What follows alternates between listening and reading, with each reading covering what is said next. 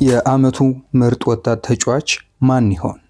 የዓመቱ ምርጥ ወጣት የእንግሊዝ ፕሪምየር ሊግ ተጫዋች እጩዎች ይፋ ተደርገዋል። ፕሮፌሽናል የእግር ኳስ ተጫዋቾች ማህበር በእንግሊዝ ለዓመቱ ወጣት ተጫዋች ምርጫ 6 እጩዎችን ይፋ አድርጓል። ባለፈው ዓመት ከኢፕስዊች ታውን ጋር ያሳለፈውና በዚህ ዓመት ቸልሲን የተቀላቀለው ሊያም ዴላፕ ከእጩዎቹ አንዱ ሆኗል። በ30 ሚሊዮን ፓውንድ ወደ ምዕራብ ለንደኑ ክለብ ያመራው የ22 ዓመቱ አጥቂ ምንም እንኳን ኢፕስዊችን ከመውረድ መታደግ ባይችልም በተጠናቀቀው ዓመት በሊጉ ብቻ 12 ግቦችን አስቆጥሯል። ሌላኛው እጩ የአርሰናሉ ተከላካይ ሉዊስ ስኬሊም በእጩነት ቀርቧል። ባለፈው የውድድር ዓመት ክስተት የነበረው ወጣት መድፈኞቹ በሀገር ውስጥ ውድድርና በአውሮፓ መድረክ ለነበራቸው ጉዞ ወሳኝ ሚና ተወጥቷል።